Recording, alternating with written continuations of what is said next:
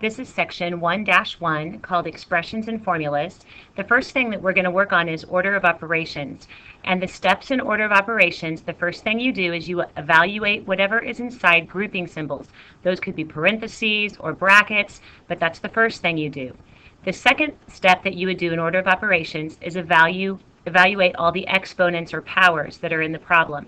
The third step is to multiply and or divide from left to right. Sometimes you will divide before you multiply, so the order just depends on which one comes first.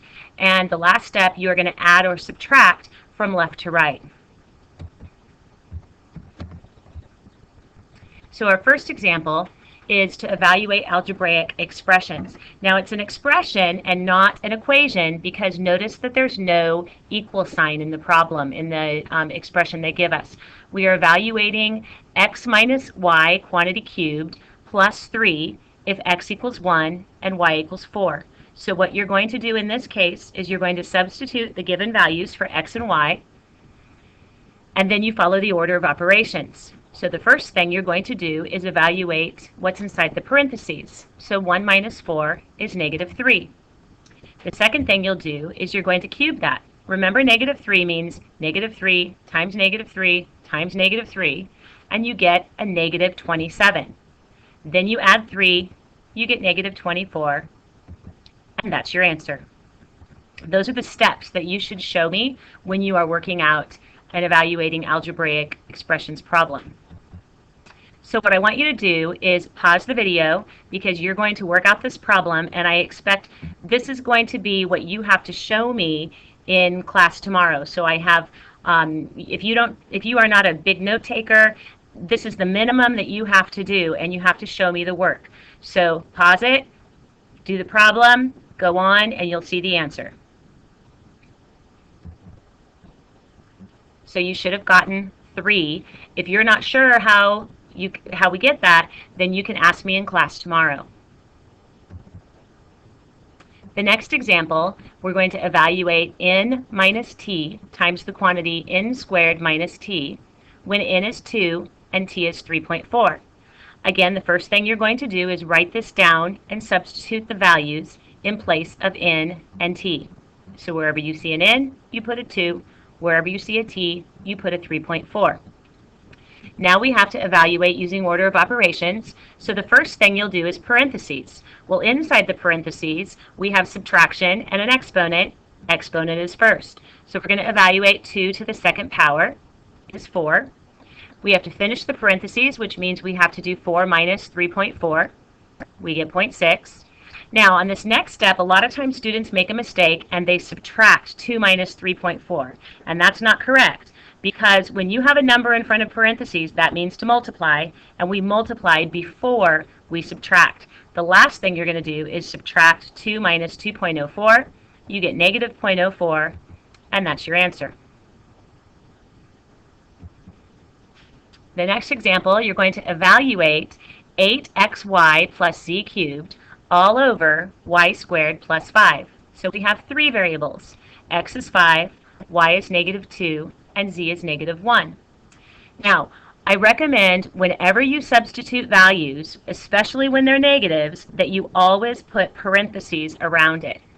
So notice, and actually even without the negative, the 5 is still in parentheses, but especially when it's a negative number. So here, when we substitute the values in, the first thing we're going to do is evaluate the exponents. However, when you have a fraction like this, you're going to evaluate the numerator and the denominator separately.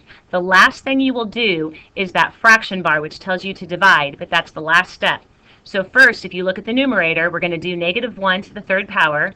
Negative 1 times negative 1 is 1, times another negative 1 is negative 1. So that's the first step. Also, in the denominator, negative 2 quantity squared is 4. Next, we're going to evaluate the numerator. We'll multiply 8 times 5 times negative 2, get negative 80. Now we can add the numerator and add the denominator separately. And then when you divide, you get negative 9.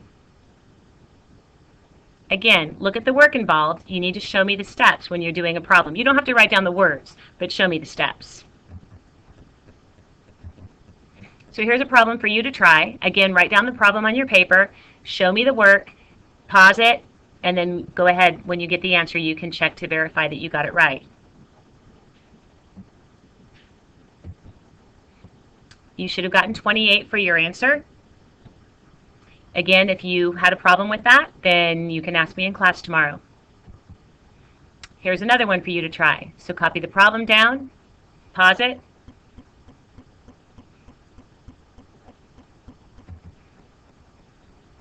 you should have gotten 3 for your answer. Sometimes you have to use a formula. So if you remember from geometry, the formula for the area of a trapezoid is A equals 1/2 times the height times the sum of the two bases. And we use subscripts, base 1 plus base 2. So H is the height, B1 and B2 are the two bases, and we need to find the area of the trapezoid.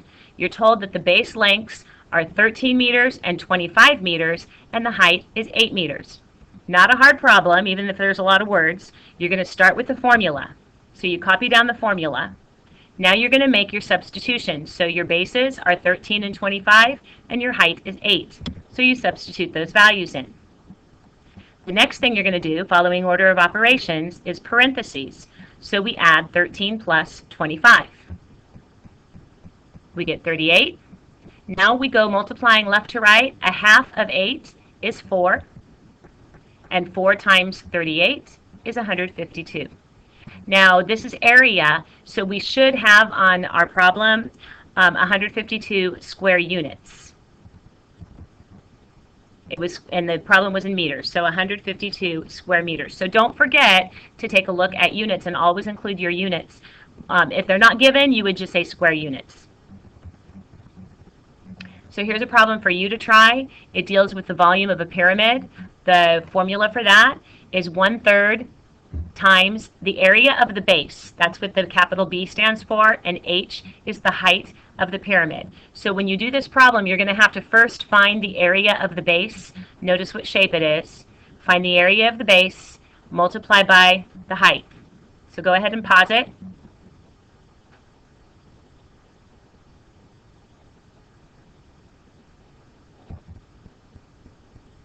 You should have gotten 50 centimeters cubed. It's volume, so the units would be cubic units. And again, make sure that you are showing me work on these problems, because in class tomorrow you'll need to show those to me. And that's the end.